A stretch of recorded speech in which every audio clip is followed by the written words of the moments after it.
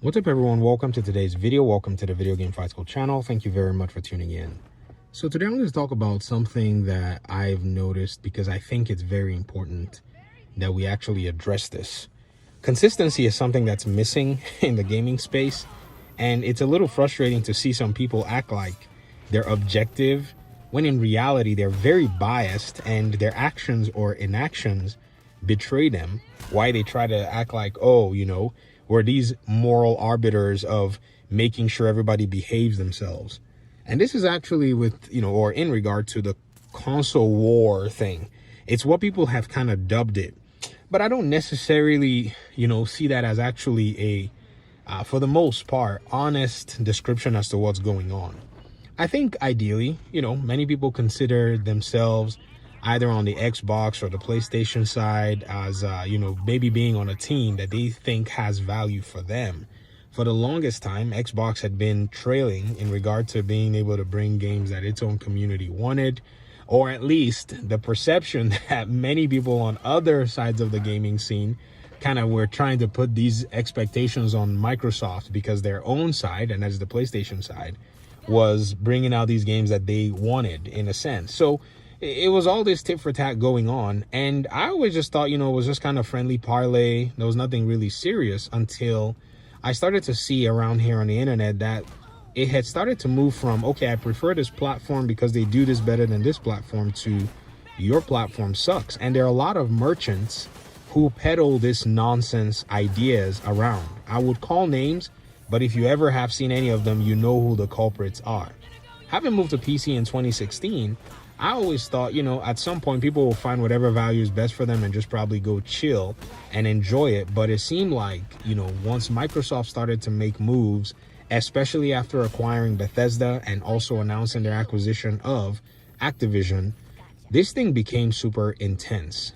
A lot of people started to find ways to dock what they thought were points from the other team, while some other people decided that they were going to raise anything they found as good about their own team. And I just kind of watched from the sidelines, but I couldn't help myself but start to actually, make comments about, hey, this is actually a better way to look at things, because at the end of the day, what I saw was developers were getting affected on all sides of the conversation. Because think about it, a video game gets dragged by a loud, maybe minority, or at least people get to see what loud perceptions are about a video game. It could affect how somebody else approaches that game.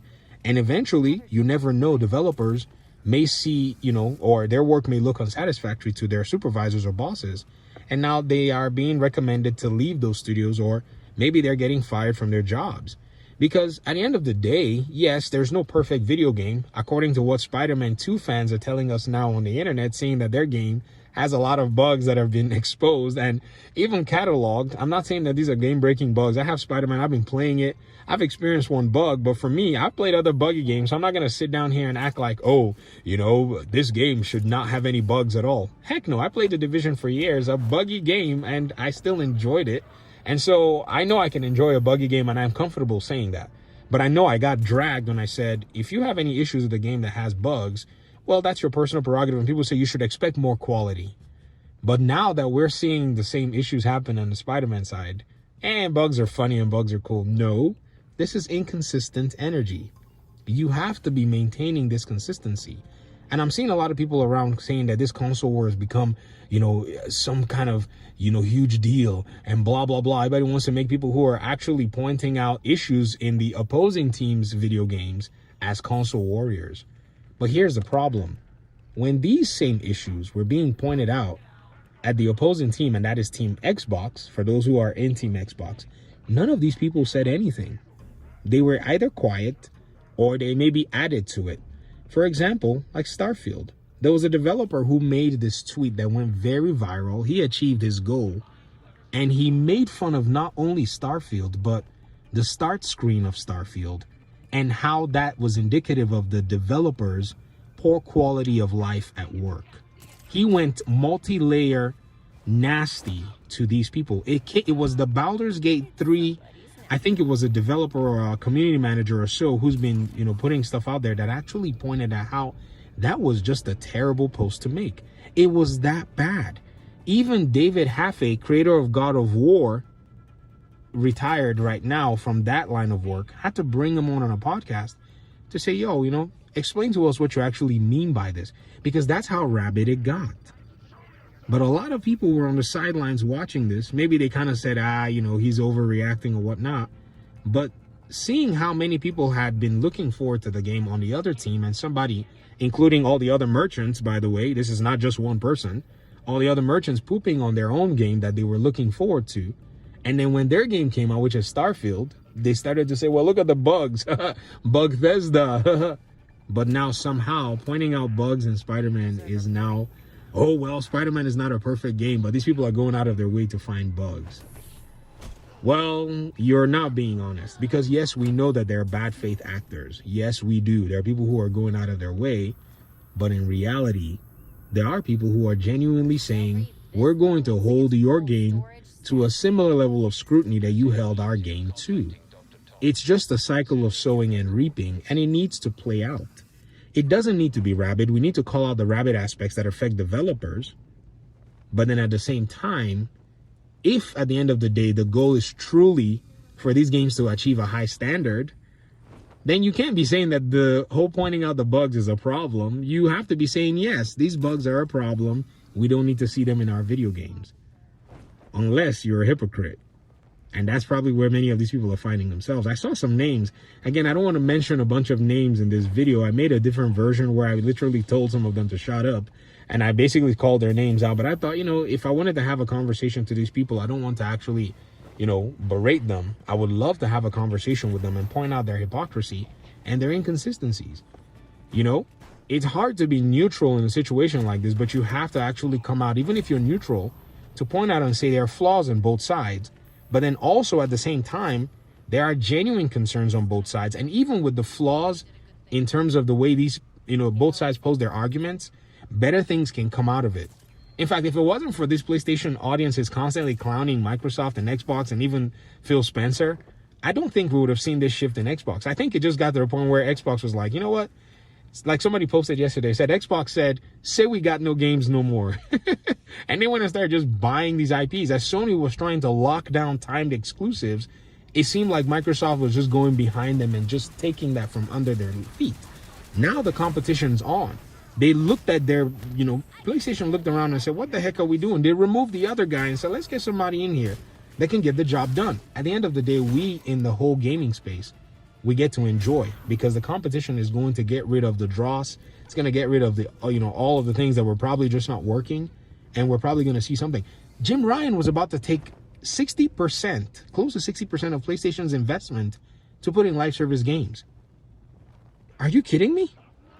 When in reality, PlayStation has actually built its identity on making single player games that I have bragged on for the most part as are needed in the industry. Yet he was going to move a higher percentage to games as a service, developing or having about 11 of these live service games in development. That's not PlayStation's forte. They just need to find an efficient way to pump out games like Insomniac is.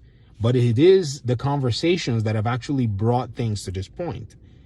Those who are saying that because, and I've now come out because Spider-Man is getting a high level of scrutiny and never said anything when Redfall and PlayStation Plus, the increase in price, or even PlayStation Plus not having good offerings, or the way people were berating The Last of Us Part 1 on PC and all these other games, Gotham Knights, everybody was basically tit for tat saying, oh, we can do it better, Xbox guys.